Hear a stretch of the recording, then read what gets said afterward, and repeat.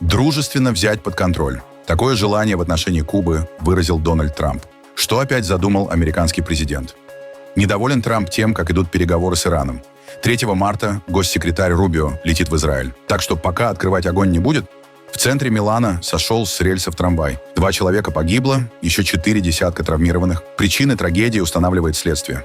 Экс-президент США Билл Клинтон дал показания в Конгрессе. Заступился за жену Хиллари. Говорит, она не в теме. Фридрих Мерц пародировал Дональда Трампа и сообщил, на днях едет в Вашингтон.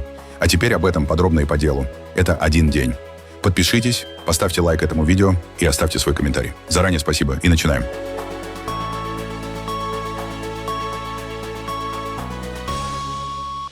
Президент США Дональд Трамп в пятницу, 27 февраля, допустил возможность дружественного взятия под контроль Кубы. Он заявил, что государственный секретарь Марко Рубио занимается этим вопросом на очень высоком уровне. Кубинское правительство ведет с нами переговоры. У них большие проблемы, как вы знаете. У них нет денег. У них сейчас вообще ничего нет. Но они разговаривают с нами. Возможно, у нас будет дружественное взятие под контроль Кубы. Мы вполне можем прийти к дружественному взятию под контроль Кубы. В течение многих лет у нас были отношения с Кубой. Я слышу о Кубе с самого детства. Но сейчас они в большой беде. И вполне может произойти что-то очень позитивное для людей, которые были изгнаны или пострадали на Кубе и сейчас живут здесь. У нас здесь живут люди, которые хотят вернуться на Кубу. И они очень довольны тем, что происходит. Куба сейчас в очень плохом состоянии, она терпит неудачу. Если мягко сказать, Куба — это сейчас несостоявшееся государство. Я уже говорил, что слышу о Кубе с самого детства, все хотели ее изменить. Я могу представить, что это произойдет. Марко Рубио занимается этим на очень высоком уровне. У них нет денег, нет нефти, нет продовольствия. Сейчас эта страна в глубоком кризисе, и они хотят нашей помощи. От Флориды до Кубы всего 150 километров по прямой, по морю. Чуть больше 1,5 часов на катере. Было бы по суше, можно было бы доехать и быстрее. Но Куба и США уже 67 лет, два совершенно разных мира. После победы кубинской революции во главе с Фиделем Кастро власть в стране безраздельно принадлежит коммунистической партии.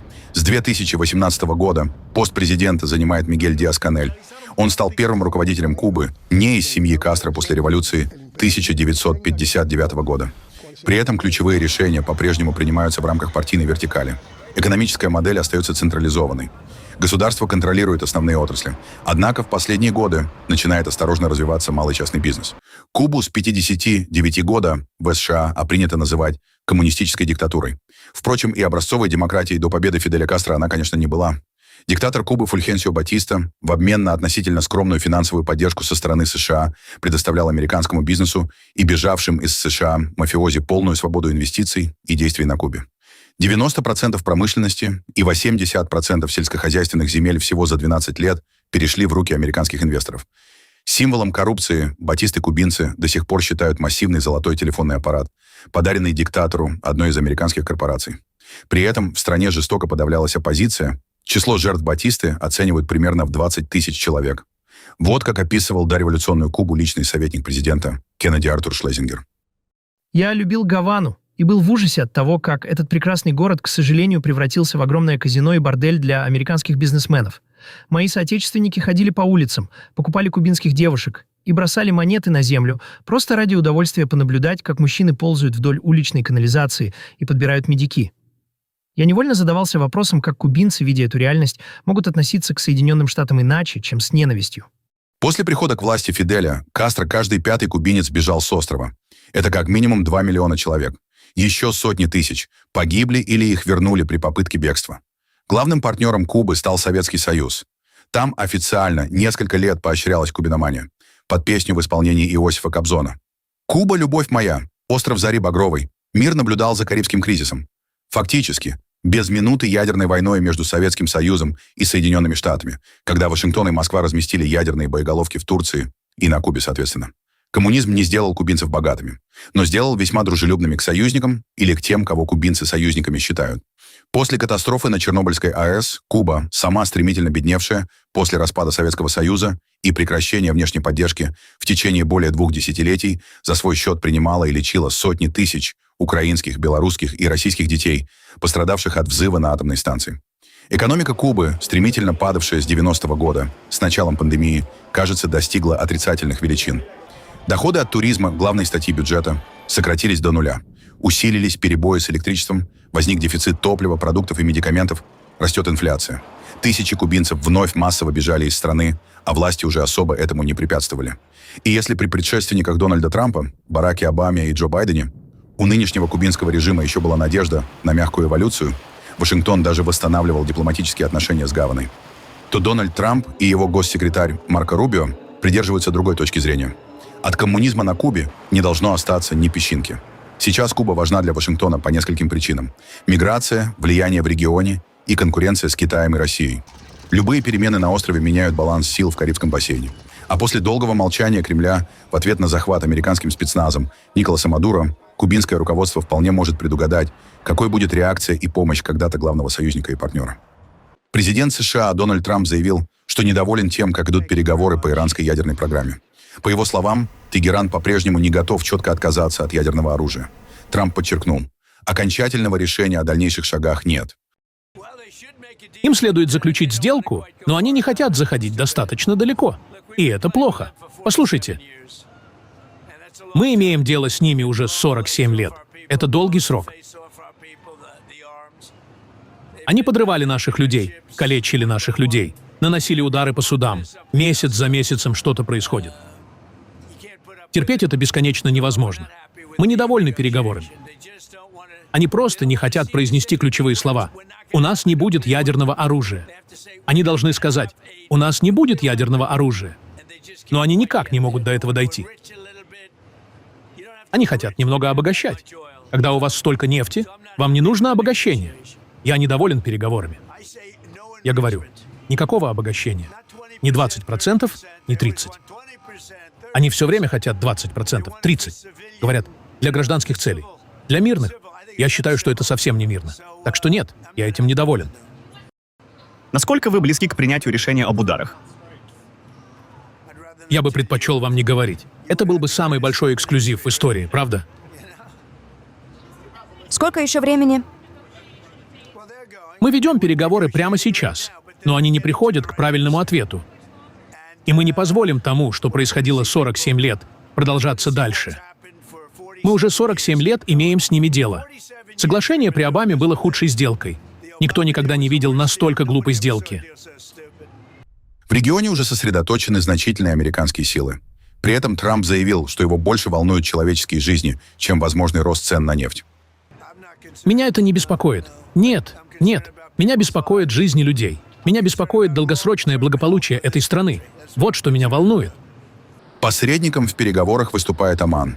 Глава МИД страны Бадр Аль-Бусайди сообщил о встрече с вице-президентом США Джей Ди Венс и выразил надежду на решающий прогресс в ближайшие дни. По его словам, Иран готов отказаться от запасов обогащенного урана и допустить полную проверку своей ядерной программы международными инспекторами. Если это подтвердится, стороны могут приблизиться к соглашению.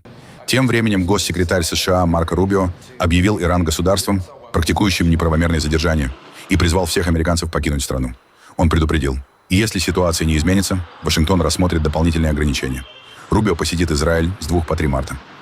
Пакистан сообщил о масштабных авиаударах по территории Афганистана. По данным пакистанских военных, были поражены 22 объекта в Кабуле, Кандагаре и приграничных провинциях. В Исламабаде утверждают, что это были военные цели, выбранные на основе разведанных, и что гражданское население не пострадало. В ходе авиаударов были поражены 22 объекта в Кабуле, Кандагаре, Пактии, Нангархаре, Хосте и Пактике. Все эти цели были тщательно отобраны на основе разведданных. Это военные объекты, и были приняты максимальные меры предосторожности, чтобы избежать сопутствующего ущерба среди гражданского населения. На данный момент были убиты 274 представителя и боевика режима Талибана, еще 400 ранены. 73 поста вдоль Пакистано-афганской границы полностью уничтожены. Кроме того, 18 постов находятся под нашим контролем, они захвачены. Также, по консервативным оценкам, уничтожено 115 танков сил афганского режима Талибана. Угнетающий афганский режим Талибана должен сделать четкий выбор. Выбор между ТТП, БЛА, ИГИЛ, Аль-Каидой, террористами и террористическими организациями и Пакистаном. Они должны сделать этот выбор. Правительство Пакистана ясно дало это понять. Я не говорю ничего нового. Афганская сторона называет другие цифры и говорит о десятках погибших пакистанских военных. Независимого подтверждения этим данным нет. Противник понес серьезные потери, тогда как наши потери, если таковые имеются, минимальны. С Божьей помощью мы готовы днем и ночью защищать нашу веру и Родину и будем служить тому, что приносит пользу нашей религии, этой земле и нашим собратьям-мусульманам. На ключевом переходе Торхам движение закрыто. Это один из главных торговых маршрутов между двумя странами. Сотни грузовиков застряли по обе стороны границы. Местные жители рассказывают о ночной стрельбе и срочной эвакуации. Женщины и дети покидали дома в темноте. В Исламабаде военные провели закрытый брифинг для премьер-министра Шехбаза Шарифа. Правительство заявляет о нулевой терпимости к угрозам со стороны афганских властей и называет происходящее ответом на атаки. Президент США Дональд Трамп заявил, что поддерживает хорошие отношения с Пакистаном. На вопрос о возможном вмешательстве он ответил уклончиво, подчеркнув, что уважает пакистанское руководство. Ну, я бы вмешался. Но я хорошо ложу с Пакистаном, как вы знаете, очень хорошо. Очень-очень хорошо. У них замечательный премьер-министр, у них замечательный генерал, замечательный лидер. Я действительно очень уважаю этих людей и думаю, у Пакистана сейчас все идет исключительно хорошо. В ООН ситуацию называют тревожной. Генеральный секретарь призвал к немедленному прекращению боевых действий и напомнил, что почти половина населения Афганистана уже нуждается в гуманитарной помощи. Новая эскалация, предупреждают в организации, только усугубит кризис. Тем временем в пакистанских городах месяц Рамадан. Люди собираются на ифтар и говорят о мире. Многие подчеркивают, в любом конфликте больше всего страдают обычные семьи по обе стороны границы. Пока политики обмениваются заявлениями и ударами, регион стоит на грани более масштабного противостояния. И главный вопрос – остановится ли эскалация сейчас или перерастет в затяжной конфликт? Несмотря на заявления российской стороны о якобы попытках Киева получить ядерное оружие, подобных инициатив со стороны западных партнеров не поступало, заявил президент Украины Владимир Зеленский в интервью Sky News Алексу Росси. При этом он отметил, что вопрос гарантии безопасности остается для страны принципиальным. Зеленский подчеркнул, что Украина стремится к надежным механизмам защиты на фоне продолжающегося конфликта. Однако никаких переговоров о получении ядерного оружия с Парижем или Лондоном не ведется. Кремль утверждает, что Украина пытается получить ядерное оружие через Великобританию и Францию. Так ли это? С удовольствием. Правда?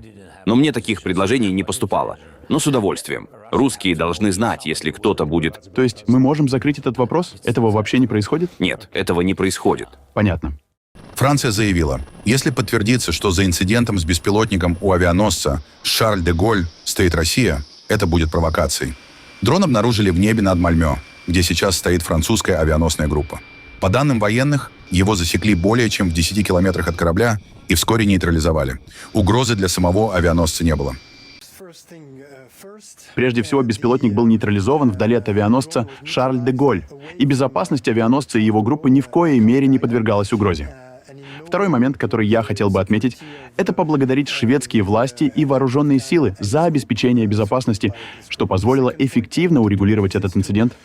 Если действительно, как предположил министр обороны, у этого инцидента может быть российское происхождение, то единственный вывод, который я могу сделать, это то, что это было бы нелепой провокацией. Все указывает на то, что это российское нарушение воздушного пространства Швеции с использованием беспилотников. Технический анализ продолжается, и я не намерен вдаваться в подробности. Это серьезно и, возможно, не полностью неожиданно. То, что это происходит именно сейчас, тоже неудивительно. России не нравятся подобные учения, в которых мы участвуем, и нам не нравятся ее действия. Самое важное, что мы можем сделать, это продемонстрировать нашу способность выявлять и нейтрализовывать подобные угрозы. Авианосец «Шарль де Голль» выполняет миссию в регионе и на этой неделе зашел в порт Мальмё. В центре Милана днем 27 февраля трамвай сошел с рельсов. Погибли 2 человека, около 40 получили травмы. Авария произошла на улице Виторио Венето, недалеко от центрального вокзала. Вагон, одна из самых новых моделей в городском парке, вылетел с путей и врезался в витрину магазина. На место прибыли 13 бригад скорой помощи. Спасатели и пожарные работали рядом с искореженным трамваем. Пострадавшим оказывали помощь прямо на улице. Служба гражданской защиты развернула палатку для раненых. Причины происшествия выясняются. Это трагедия. Погибли 2 человека. Один находился рядом с трамваем, другой внутри. Сейчас сложно говорить о причинах, будет расследование. Вагон новый, водитель очень опытный и вышел на смену всего час назад, он не работал сверхурочно. Есть странный момент, была пропущена остановка, и это добавляет вопросов. Но делать предположения сейчас нет смысла. Венгрия и Сербия собираются построить новый трубопровод для поставок полуфабрикатов нефтепродуктов. Об этом в Белграде заявил министр иностранных дел Венгрии Петър Сиярто.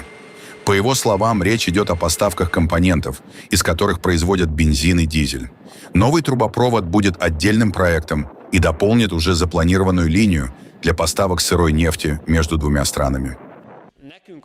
Теперь наша цель — снизить возможности Киева и Брюсселя шантажировать Венгрию в вопросах энергоснабжения. И одним из лучших инструментов для снижения энергетического шантажа со стороны Брюсселя и Киева является покупка компанией МОЛ сербской нефтяной компании, благодаря чему нефтяные рынки, а также рынки бензина и дизеля 3 не имеющих выхода к морю стран — Словакии, Венгрии и Сербии — будут работать в координации друг с другом. Совершенно реалистично, что к концу следующего года нефтепровод соединит Сербию и Венгрию, однако сегодня мы решили пойти еще дальше и готовы построить еще один трубопровод, в дополнение к нефтепроводу. Это будет трубопровод для нефтепродуктов, который позволит максимально быстро транспортировать между двумя странами полуфабрикаты, необходимые для производства топлива, бензина и дизеля. Это повысит безопасность поставок топлива, дизеля и бензина как для Венгрии, так и для Сербии. Стоит отметить, что Венгрия и Словакия продолжают обвинять Киев якобы в саботаже поставок российских энергоресурсов через украинскую территорию. Речь идет о нефтепроводе «Дружба», который перестал прокачивать нефть в Венгрию 27 января из повреждения после российского удара. Также обе страны выступают против планов Евросоюза полностью отказаться от импорта российских энергоносителей к 2027 году, считая, что это приведет к росту цен и дополнительным расходам для их экономик. В Чапакуа, штат Нью-Йорк, бывший президент США Билл Клинтон дал закрытые показания Комитету Палаты представителей по делу Джеффри Эпштейна. Перед началом слушаний к зданию прибыл кортеж, предположительно с Клинтоном. Накануне он опубликовал в соцсети X свое вступительное заявление. Как человек, выросший в семье, где было домашнее насилие, я не только не полетел бы на его самолете, если бы имел хоть малейшее представление о том, что он делает, я бы сам сообщил о нем властям и возглавил бы призыв к справедливости за его преступление, а не к мягким сделкам. Я здесь сегодня по 2 причинам. Первое. Я люблю свою страну. Америка построена на идее, что никто не стоит выше закона, даже президенты, особенно президенты. Но прежде чем мы начнем, я должен сказать личное. Вы вызвали Хиллари. Она не имела никакого отношения к Джеффри Эпштейну. Никакого. Она даже не помнит, чтобы встречалась с ним. Она не путешествовала с ним и не посещала его владения. Вы могли вызвать 10 человек или 10 тысяч, но включать ее было просто неправильно. Поскольку я нахожусь под присягой, я не буду ложно утверждать, что с нетерпением жду ваших вопросов. Но я готов ответить на них в меру своих возможностей, в соответствии с известными мне фактами, на законные, логичные и даже на самые невероятные. С этим, господин председатель, начинайте. Республиканец Джеймс Комер назвал день историческим и заявил, что комитет намерен задать вопросы о полетах Клинтона на самолете Эпштейна, его визитах в Белый дом и переписке, фигурирующей в опубликованных материалах. При этом он подчеркнул, что Клинтонов не обвиняют в преступлениях. Очень трудно добиться явки на допрос людей с огромной властью и богатством. В качестве примера, вчера и сегодня, нам потребовалось 7 месяцев. 7 месяцев, чтобы добиться прихода Клинтонов. Но они здесь, и мы намерены задать множество вопросов, которые, думаю, задал бы любой любознательный медиаресурс в Америке. Вчера миссис Клинтон часто переадресовывала вопросы своему мужу. По крайней мере, с 10 раз она сказала: «Вам нужно спросить моего мужа. Я не могу на это ответить». Министерство юстиции опубликовали множество фотографий. Есть многочисленная электронная переписка, в которой фигурирует президент Клинтон. Мы знаем, и госсекретарь Клинтон подтвердила это вчера, что Джеффри Эпштейн 17 раз посещал Белый дом во время президентства Билла Клинтона. Мы знаем, что Билл Клинтон летал на самолете Эпштейна как минимум 27 раз. Это те вопросы, которые мы собираемся задать. Все, о чем сообщали СМИ, фотографии и переписка между Эпштейном, Максвелл и Биллом Клинтоном, все это будет предметом сегодняшних вопросов. Демократы заявили, что поддерживают допрос любого, кто может пролить свет на дело. Но раскритиковали вопросы об НЛО и теориях заговора, которые звучали накануне во время показаний Хиллари Клинтон. Они вновь потребовали вызвать Дональда Трампа, чье имя, по их словам, часто упоминается в материалах расследования. Республиканцы создали новый прецедент, вызывая президентов и бывших президентов для дачи показаний. Поэтому мы вновь требуем, чтобы президент Трамп официально явился в Комитет по надзору. Его имя фигурирует в материалах по делу Эпштейна рядом с Джеффри Эпштейном и Гhislaine Максвелл чаще, чем почти кого-либо другого. Пора президенту ответить на вопросы о пропавших материалах Минюста, о сокрытии информации в Белом доме и о том, почему его администрация называет это расследование мистификацией. Сам Трамп заявил журналистам, что ему не нравится видеть Клинтона на допросе, добавив, что лично хорошо к нему относится. Мне не нравится видеть, как его допрашивают, но, знаете, ко мне они относились гораздо жестче. Мне не нравится видеть его на допросе. Он мне нравится, и мне не нравится видеть, как его допрашивают. Канцлер Германии Фридрих Мерц, выступая на митинге ХДС в Фолькмарзене, заявил о сокращении уровня иммиграции на 60%. Рассказывая о телефонном разговоре с Дональдом Трампом, он спародировал президента США, изобразив его удивление и недоверие к этим данным. Причем сходство, по реакции зала, оказалось весьма убедительным. И другие страны смотрят на нас и спрашивают себя, что же делают немцы, что у них все так хорошо получается, даже в Вашингтоне. В моем последнем телефонном разговоре с Дональдом Трампом я назвал ему эту цифру. Я сказал, что мы сократили это на 60%.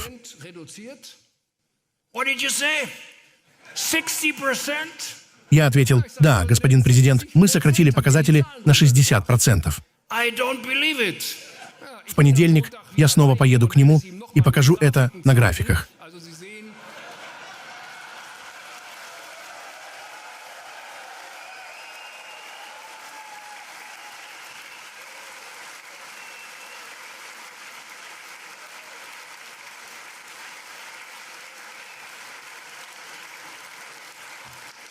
Так что видите, как видите, я активно езжу.